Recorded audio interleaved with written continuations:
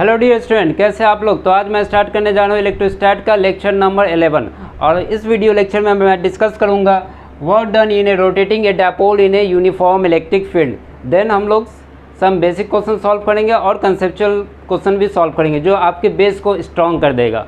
Okay, तो now let us start today lecture. हमें यहाँ पे फाइंड क्या करना, वर्क फाइंड करना है। यहाँ पे मैंने पहले ही से ड्रॉ कर रखा है यूनिफॉर्म इलेक्ट्रिक फील्ड। ये जो आपने लाइन देख रहा है ये क्या है, आपका यूनिफॉर्म इलेक्ट्रिक फील्ड है। क्लियर। यूनिफॉर्म इलेक्ट्रिक फील्ड के बारे में मैंने पहले ही बता दिया था कि पैरेलल होना चाहिए, स्ट्रेट होना चाहिए और हर लाइन के बीच में इक्वी स्पेस होना चाहिए। क्लियर। देन मैंने पुट किया दो चार्ज, एक माइनस चार्ज पुट किया, एक प्लस चार्ज पुट किया और दोनों का मैग्नीट्यूड इक्वल है। दोनों के बीच का डिस्टेंस क्या है, 2L है। पॉइंट चार्ज 2 से O तक का डिस्टेंस L है, देन O से लेके पॉइंट चार्ज 1 का डिस्टेंस L है। तो यहाँ पे मोमेंट एक्ट होगा, तो मोमेंट का डायरेक्शन क्या होगा, माइनस चार्ज से प्लस चार्ज की तरफ। तो ये हमारा क्या है, इलेक्ट्रिक डायपोल मोमेंट का डायरेक्शन। यहाँ तक क्लियर। आपके पास चार्ज है और इलेक्ट्रिक फील्ड है। तो लेक्चर नंबर 5 को याद करो आप लोग। उस लेक्चर में मैंने बताया था कि अगर आप यूनिफॉर्म इलेक्ट्रिक फील्ड में कोई भी चार्ज को पुट करते हो तो क्या होता है, वहाँ पे उस फील्ड में क्या होता है, उस चार्ज पे फोर्स एक्ट करने लगता है। देन मैंने लिखाया था electric field equal to force per unit charge. Then force equal to क्या होगा, चार्ज इनटू इलेक्ट्रिक फील्ड। तो यहाँ पे क्या होगा, फोर्स क्रिएट होगा। फोर्स क्रिएट होगा तो हम यहाँ पे लिख रहे हैं F इक्वल टू QE और ये मेरा क्या 1 है, F1। यहाँ पे क्या होगा, यहाँ पे इस चार्ज पे भी आपका फोर्स क्रिएट होगा। F इक्वल टू F2 हम इसको लिखते हैं, F2 इक्वल टू Q और ये आपका इलेक्ट्रिक फील्ड है। ये आपका इलेक्ट्रिक फील्ड है, ओनली हम यहाँ पे E से रिप्रेजेंट करते हैं, यहाँ पे लिख देते हैं इलेक्ट्रिक फील्ड है आपका। क्लियर। फोर्स यहाँ पे है, F1 है, F2 है, देन पॉइंट O से 1 तक का लेंथ L है। अब देखो यहाँ पे मैं क्या बताना चाह रहा हूँ, अगर इस L को आप परपेंडिकुलर बनाना चाहें तो क्या होगा। ओके, ये डिस्प्लेसमेंट को पहले हम क्या करें, ब्रेक कर देते हैं इधर, L cos थीटा।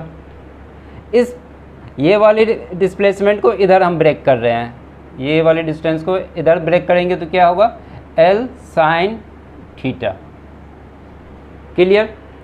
ये आपका क्या सेंटर है, इस सेंटर से आप इधर जाओगे तो इसका डायरेक्शन इधर दिख रहा है और ये फोर्स को थोड़ा सा आगे बढ़ाओ, इधर बढ़ाओगे तो क्या होगा, ये इमेजिनरी पॉइंट हम बढ़ा रहे हैं, फोर्स इधर जा रहा है, लेंथ ऊपर जा रहा है। तो यहाँ पे टॉर्क अप्लाई हो सकता है। टॉर्क इक्वल टू क्या होता है, लास्ट क्लास में मैंने बताया था, torque equal to R force perpendicular, ये होता है। देन यहाँ पे टॉर्क अप्लाई होगा और टॉर्क का काम क्या होता है, जब यहाँ पे टॉर्क आपने अप्लाई किया, ओके, टॉर्क आपने अप्लाई किया, अप्लाई नहीं कर रहा है, एक्ट हो रहा है। और torque equal to last class में मैंने बताया था क्या होता है, P क्रॉस E, ये हमारा वेक्टर क्वांटिटी है। देन टॉर्क इक्वल टू हम लिख सकते हैं यहाँ पे PE साइन थीटा। एक मिनट, PE साइन थीटा हम यहाँ पे लिख सकते हैं, PE साइन थीटा। ओके, यहाँ पे आप लोग समझ रहे हो कैसे टॉर्क आया, फोर्स है, परपेंडिकुलर है, देन टॉर्क यहाँ पे एक्ट होगा। और टॉर्क के बारे में आप लोग पहले लास्ट क्लास में पढ़ चुका है, टॉर्क का वैल्यू ये होता है PE sine theta. Now torque का क्या काम क्या होता है, फंक्शन क्या होता है। टॉर्क का फंक्शन इंपॉर्टेंट पॉइंट है, आप नोट करके लिख लो। टॉर्क का जो फंक्शन होता है, ये जो आपका डायपोल मोमेंट देख लो, ये वाली डायपोल मोमेंट जिसको मैंने P से डिनोट किया है, ये डायपोल मोमेंट P जो है उसको अलाइन करेगा इलेक्ट्रिक फील्ड के लाइन में।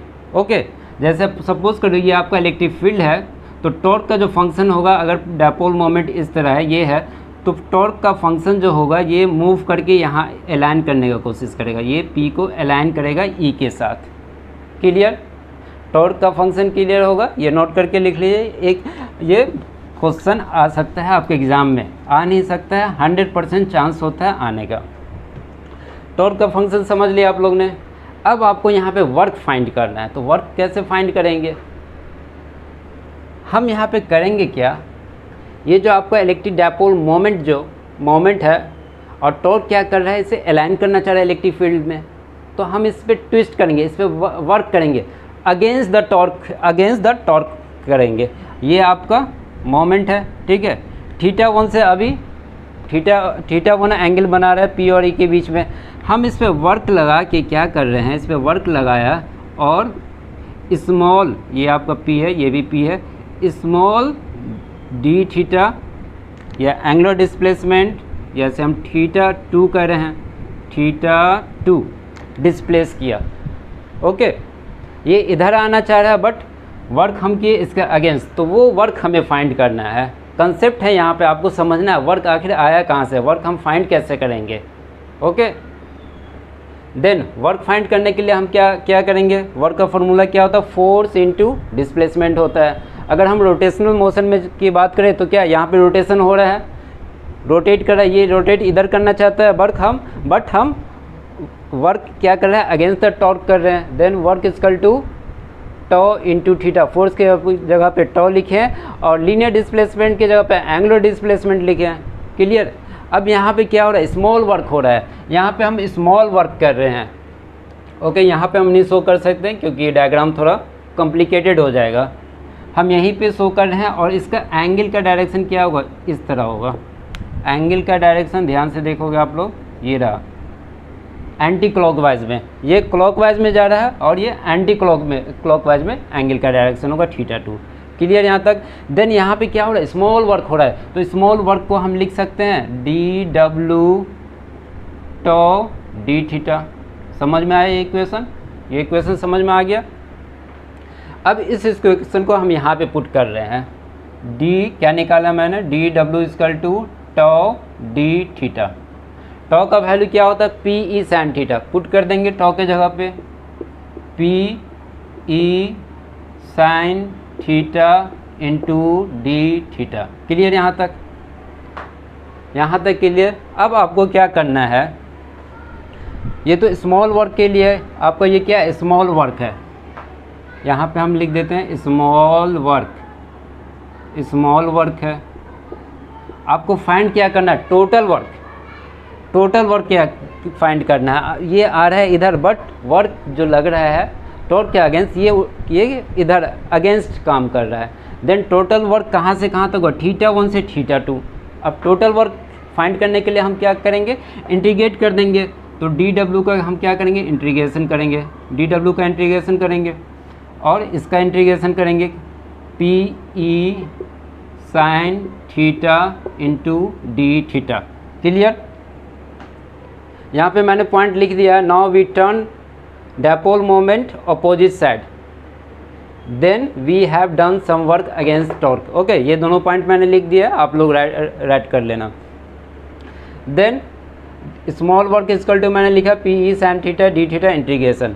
अब कहाँ से कहाँ तक कर रहे हैं, तो θ1 से θ2 कर रहे हैं। कहाँ से कहाँ तक, θ1 से θ2 इंटीग्रेट करेंगे। वर्क तो हमारे यहाँ से चालू करें, ये तो जाने की कोशिश कर रहे हैं नीचे की तरफ। क्यों जाने की कोशिश कर रहा है, टॉर्क किस पे अप्लाई हो रहा है, टॉर्क एक्ट हो रहा है। टॉर्क का फंक्शन क्या होता है, डायपोल मोमेंट को इलेक्ट्रिक फील्ड के लाइन में लाना। बट वर्क क्या कर रहा है, अगेंस्ट कर रहे हैं। तो हमारे जो यहाँ पे लिमिट जो होगा θ1 से θ2। क्लियर। अब हम क्या करते हैं, इसको ऐसे घेर लेते हैं, आगे हम बढ़ेंगे। dw का इंटीग्रेशन, छोटे छोटे वर्क का इंटीग्रेशन करेंगे तो टोटल वर्क डन निकल जाएगा। ये हमारा टोटल वर्क डन है। अब जो कांस्टेंट टर्म है, जो यहाँ पे कांस्टेंट टर्म है, इसे हम बाहर निकालेंगे। तो आपको फाइंड करना होगा कांस्टेंट टर्म क्या है।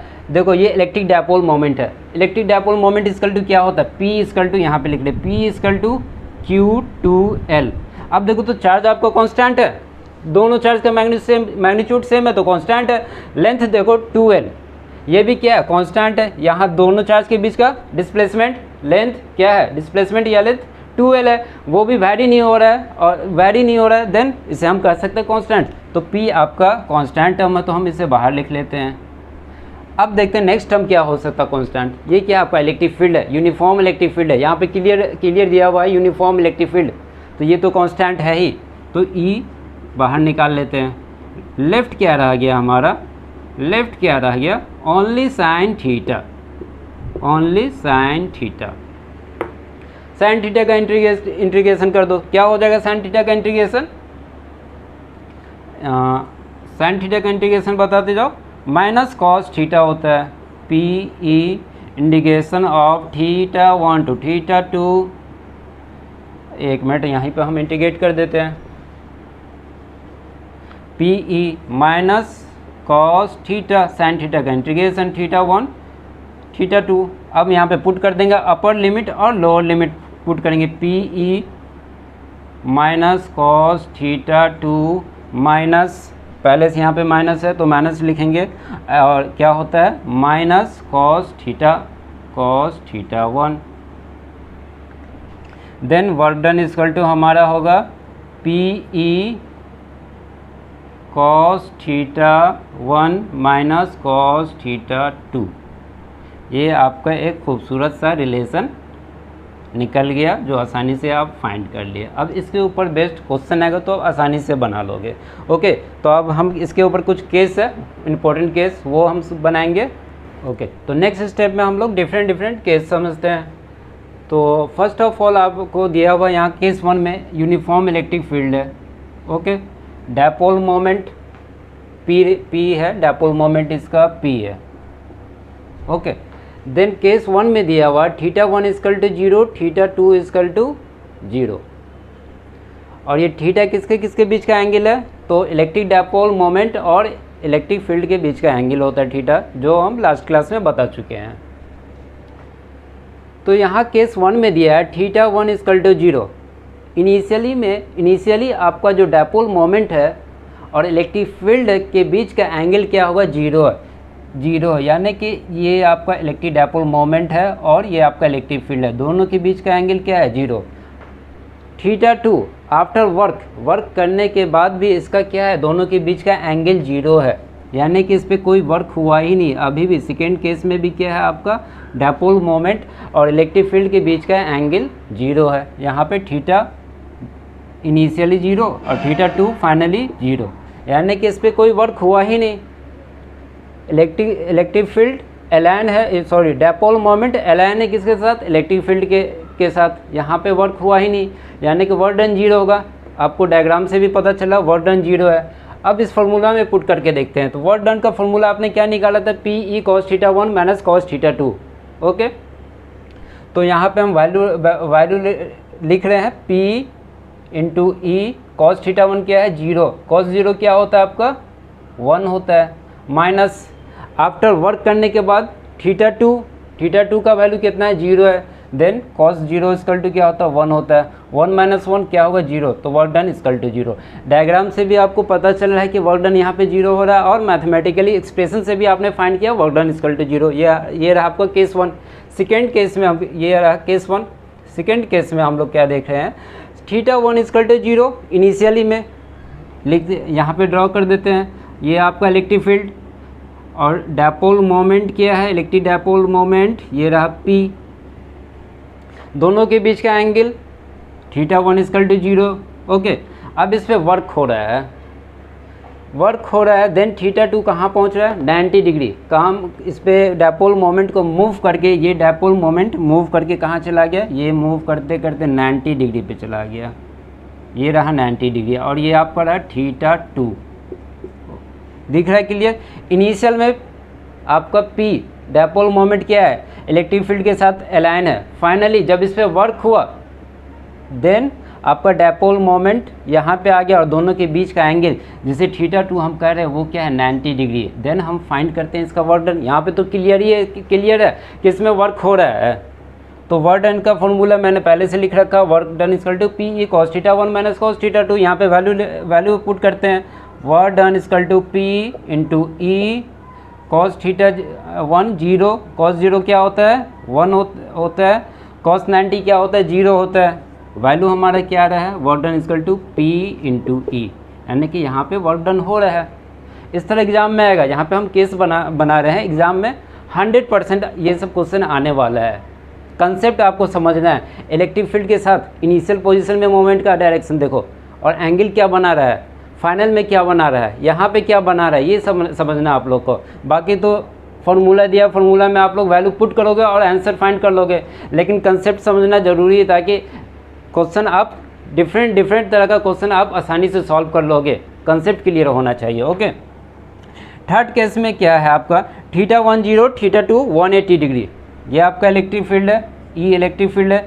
इनिशियली में क्या कर रहा है, जीरो है, आपका डायपोल मोमेंट इलेक्ट्रिक फील्ड के साथ अलाइन कर रहा है। θ1 यहाँ पे क्या है, जीरो है इनिशियली में। जब इस वर्क हुआ, डायपोल मोमेंट पे वर्क हुआ अगेंस्ट द, हम वर्क किधर कर रहे हैं, अगेंस्ट द टॉर्क। टॉर्क का काम क्या है, इलेक्ट्रिक फील्ड के साथ डायपोल मोमेंट को अलाइन करना। टॉर्क का काम यही होता है ना, जो लास्ट क्लास में बताया। अब वर्क हम क्या करेंगे, अगेंस्ट द टॉर्क करेंगे। तो इस डायपोल मोमेंट को मूव करते करते हम कहाँ ले आए, θ2 180 degree, just opposite direction of electric field. यहाँ पे इलेक्ट्रिक फील्ड इधर जा रहा है और आपका डायपोल मोमेंट जस्ट अपोजिट है। देन θ2 180 डिग्री जो गिवन है यहाँ पे, डायग्राम ये है। ओके, आप विदाउट डायग्राम के भी यहाँ पे पुट करो और आंसर फाइंड कर लोगे, लेकिन वो मज़ा नहीं आएगा जो डायग्राम के साथ मज़ा आ रहा है। तो अब हम यहाँ पे वैल्यू पुट कर रहे हैं। Work done equal to P E cos θ1 0, cos 0 क्या हो जाएगा आपका 1, cos 180 डिग्री क्या होता है, -1 होता है, -1। देन आपका वर्क डन इक्वल टू हो जाएगा 2PE, 1 + 1 यहाँ पे माइनस माइनस क्या होगा, +2 हो जाएगा, 2PE होगा। देन आपका वर्क डन ये रहा। ओके, केस में इंपॉर्टेंट आपका डायग्राम है। तो नेक्स्ट हम लोग का एक स्मॉल क्वेश्चन है, काफ़ी कंसेप्चुअल है, उसे बनाते हैं। तो क्वेश्चन दिया हुआ है, एन इलेक्ट्रिक डायपोल मोमेंट, ध्यान से सुनना, ये शॉर्ट फॉर्म में लिखे हुए हैं, EDM electric dipole moment P, जो आपका P है equal to 5 × 10⁻⁻18 coulomb metre, lying along uniform electric field, EF electric field, E equal to जिसका वैल्यू गिवन है 4 × 10⁴ newton per coulomb. Then find work done is rotating the dipole by 60 degree. यहाँ पे work done find करना है। अब देखो, इस तरह के क्वेश्चन काफ़ी आसान है, बट इसमें कंसेप्ट रहता है, वो कंसेप्ट आपको समझना है। और एक बात और है, किसी भी क्वेश्चन में उसका आंसर छिपा होता है, हिंट्स छिपा होता है। तो कैसे सॉल्व करना है, जो क्वेश्चन में दिया हुआ उसे हम पहले बाहर लिखते हैं। ये रहा, P का वैल्यू दिया हुआ, इलेक्ट्रिक डायपोल मोमेंट क्या दिया हुआ है, 5 × 10⁻⁻18 coulomb metre. Okay, electric field का वैल्यू दिया हुआ है 4 × 10⁴ न्यूटन कूलम। ओके, अब हम डायग्राम बनाते हैं, इसमें जो छिपा हुआ है डायग्राम बनाते हैं। ये क्या लिखा हुआ, डायपोल मोमेंट लाइंग, ध्यान देना, lying along uniform electric field. तो ये आपका इलेक्ट्रिक फील्ड है, ये आपका इलेक्ट्रिक फील्ड है जिसे हम E से डिनोट करते हैं। क्वेश्चन में क्या कर रहा है, डायपोल मोमेंट लाइंग, यानी उसके लाइन पे है, अलाइन है, क्लियर लिखा हुआ है यहाँ पे। तो ये आपका डायपोल मोमेंट है, ये देखो, ये ब्लू स्केच से यहाँ पे दिखा रहा है, ब्लू स्केच से आपका क्या है, डायपोल मोमेंट। दोनों के बीच का एंगल बता दो। इनिशियल पोजीशन में θ1 = 0, इनिशियल में θ1 = 0, क्लियर, यही तो है, यही तो लिखा हुआ है यहाँ पे। देन कह रहा है find work done is rotating the dipole by 60 degree. Work find करना है, डायपोल को जब हमने रोटेट किया कितना, 60 डिग्री, और किधर रोटेट करते हैं, अगेंस्ट द टॉर्क। टॉर्क का काम क्या होता है, डायपोल मोमेंट को इलेक्ट्रिक फील्ड के अलाइन लाना, और वर्क हम कैसे करते हैं, जस्ट अगेंस्ट द टॉर्क। तो ये जो आपका टॉर्क है, इस टॉर्क ये जो आपका डायपोल मोमेंट है, इसको क्या किया, फाइनल कंडीशन यहाँ पे, ये इनिशियल है आपका। देन फाइनल में θ2 = 60 डिग्री पे लाया, ये आपका P है। ध्यान से देखना, इनिशियल है, फाइनल है, यही कह रहा है। देन आपको वर्क डन निकालना है। क्वेश्चन समझ ले तो फिर आसान है आंसर फाइंड करना। वर्क डन इक्वल टू क्या होता है, फॉर्मूला लगा देंगे, PE cos θ1 - cos θ2। Work done P का वैल्यू कितना दिया हुआ है, 5 × 10⁻⁻8। इलेक्ट्रिक फील्ड का वैल्यू 4 × 10⁴। cos θ1 का वैल्यू 0, cos 0 क्या होता है आपका, cos 0 1 होता है, माइनस cos θ2 का value 60 degree, cos 60 degree equal to क्या होता है, हाफ होता है। देन सॉल्व कर देंगे क्या होगा 5 4 20 और इधर से 10 पे पावर -14 इंटू हाफ, ये कट जाएगा 10 बचेगा। फाइनली आपका 1 इंटू 10 इनवर्स 13 जूल होगा, ये आंसर होगा। देखो क्वेश्चन बहुत छोटा है, आप डायरेक्ट फार्मूला लिखोगे और है ना एंगल का वैल्यू पुट कर दोगे और सोचने लगोगे θ1 क्या लिखे, θ1 लिखे। बट अगर आप डायग्राम बना लिए, डायग्राम समझ लिए किस तरह जो कंसेप्ट है, क्या कंसेप्ट है वो कहना चाह रहा है, कंसेप्ट जो कहना चाह रहा है उस वे पे चलोगे तो आपको इससे भी टफ से टफ क्वेश्चन बनाना आ जाएगा। ओके, तो नेक्स्ट इस क्वेश्चन नंबर 2 हमारा है an electric dipole moment, short form में लिखा है EDP। Electric dipole moment is situated in a uniform electric field, short form में लिखा है EF electric field end moment of inertia I। ये मोमेंट ऑफ इनर्शिया किसका रहेगा, तो डायपोल दो चार्ज के बीच का लेंथ जो दिया रहेगा, जो रड रहेगा उसका वो मोमेंट ऑफ इनर्शिया I है। If the dipole is displaced slightly from the equilibrium position, then find angular acceleration and frequency of its oscillation। यहाँ पे 2 क्वेश्चन है। ओके, और काफ़ी कंसेप्चुअल क्वेश्चन है। ये क्वेश्चन क्या कर रहा है, an electric dipole is situated in uniform electric field, तो ये आपका रहा यूनिफॉर्म इलेक्ट्रिक फील्ड E रहा। नेक्स्ट क्या कर रहा है, dipole moment is situated from the equilibrium position. ये जो आपका डायपोल मोमेंट है इक्विलिब्रियम पोजीशन में, इक्विलिब्रियम पोजीशन का मतलब क्या होगा, स्टेबल होगा। और स्टेबल होने के लिए क्या चाहिए, आपका जिस डायरेक्शन में इलेक्ट्रिक फील्ड है डायपोल भी सेम डायरेक्शन में होना चाहिए, इट्स मीन्स अलाइन होना चाहिए, देन स्टेबल होगा या इक्विलिब्रियम पोजीशन में होगा। ये क्वेश्चन में दिया हुआ है। ओके, सपोज कर लो यहाँ पे आपका प्लस चार्ज, यहाँ पे माइनस चार्ज। ओके, ये आपका रड है और लेंथ L है जो दिया नहीं हुआ है, और दोनों रड का जो मोमेंट ऑफ इनर्शिया है I गिवन है। ओके, देन आपको फाइंड करना है एंगुलर और एक्सीलरेशन। और क्या कर रहे हैं इस क्वेश्चन में, if the dipole is displace slightly from the equilibrium position, इसे डिस्प्लेस किया गया। सपोज कर लो इसे डिस्प्लेस किया गया, ये रहा आपका डायपोल मोमेंट, इसे डिस्प्लेस किए थीटा एंगल से डिस्प्लेस किए और गिवन है डिस्प्लेस कितना दिया हुआ है, थीटा एंगल से डिस्प्लेस किया गया। देन आपको फाइंड करना है एंगुलर एक्सीलरेशन।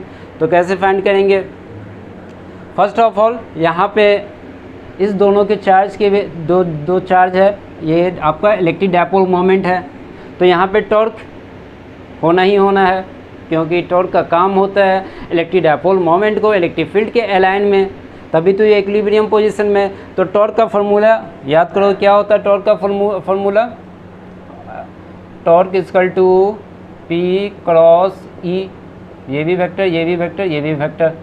नेक्स्ट स्टेप में क्या लिखते हैं हम, PE sine theta, PE sine theta. Clear,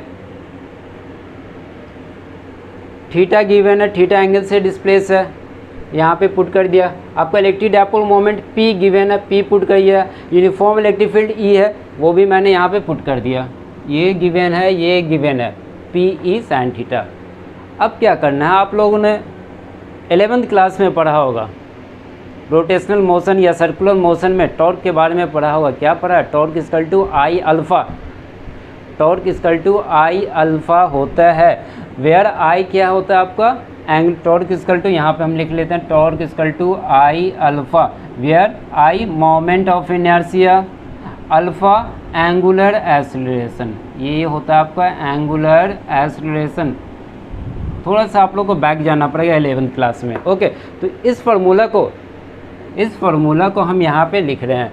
torque equal to क्या होगा आपका, I alpha equal to PE sine theta, then alpha equal to हो जाएगा आपका PE sine theta by moment of inertia I। यहाँ तक क्लियर। अब थोड़ा मैथमेटिक्स में हम लोग इंटर करते हैं। अगर वेरी स्मॉल एंगल है, दो लाइन के बीच में वेरी स्मॉल एंगल है, थीटा सपोज कर लो d थीटा है, then sine theta equal to theta लिखते हैं, tan theta equal to theta होता है, cos theta equal to theta होता है। अगर एंगल आपका वेरी स्मॉल है तो sine theta is theta, cos theta is theta लिख सकते हैं हम। तो हम यहाँ पे जो साइन थीटा उसे हम क्या करेंगे, alpha equal to P E theta by I. ये रहा आपका एंगुलर एक्सेलरेशन। ओनली 3 स्टेप में आपने बना दिया। आपको याद क्या रखना था, 11th क्लास का ये वाली फार्मूला, ओके, ये वाली फार्मूला, और मोमेंट ऑफ इनर्शिया इस रट का गिवन है। ये डायग्राम को समझना था, क्या कहना चाह रहा है वो डायग्राम आप समझ ले। ये क्वेश्चन नंबर फर्स्ट है, ये एंगुलर ऑसिलेशन।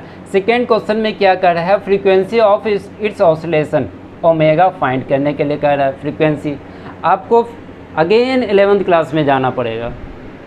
एसएचएम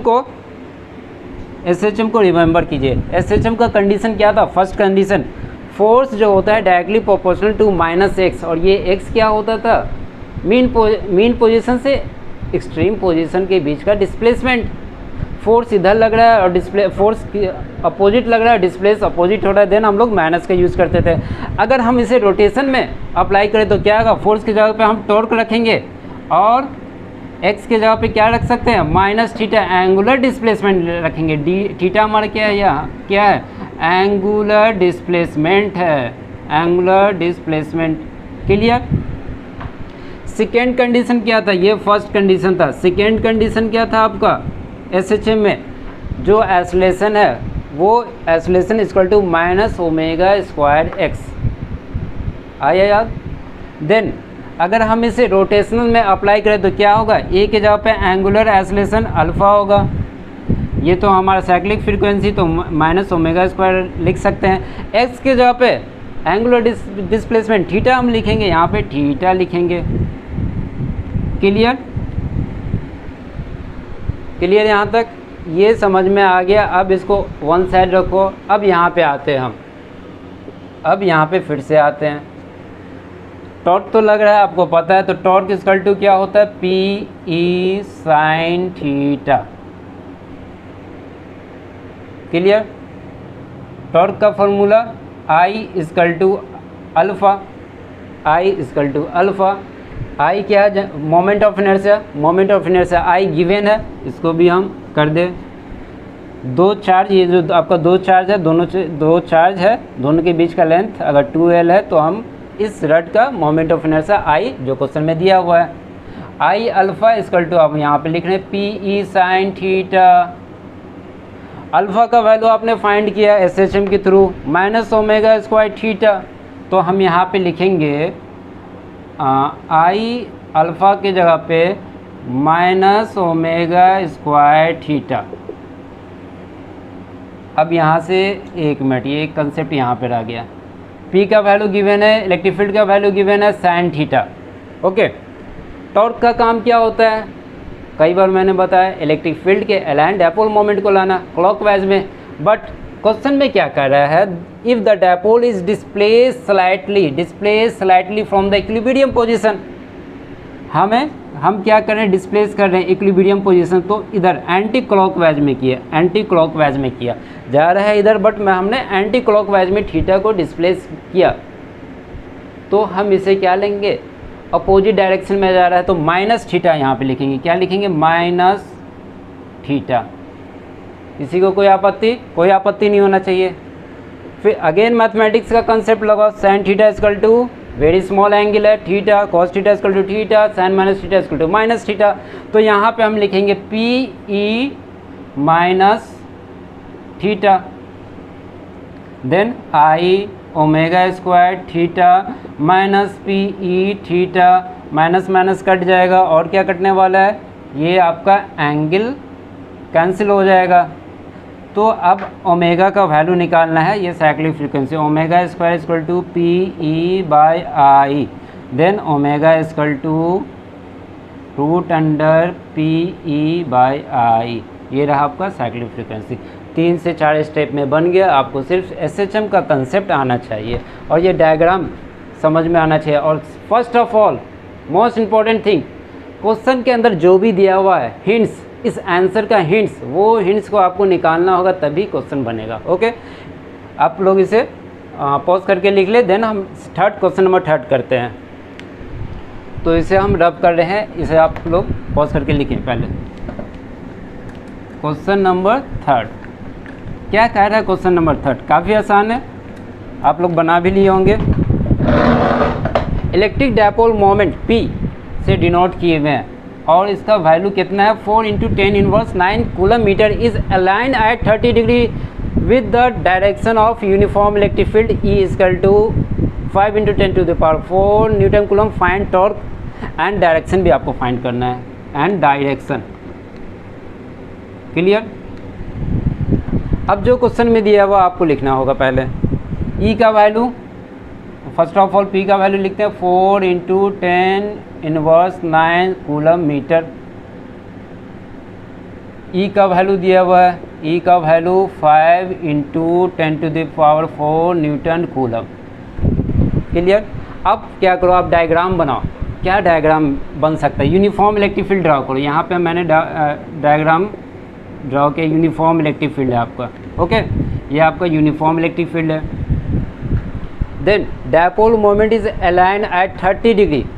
देखो क्लियर लिखा हुआ, अलाइन एट 30 डिग्री। इनिशियल ही में आपका डायपोल मोमेंट क्या है, ये रहा डायपोल मोमेंट, दिख रहा है, ये दिख रहा है डायपोल मोमेंट P कितना है 30 डिग्री है, 30 डिग्री है। देन फाइंड टॉर्क, आसानी से फाइंड कर लोगे torque. Torque equal to PE sin theta. Torque equal to P का वैल्यू कितना दिया हुआ है 4 × 10 इनवर्स 9।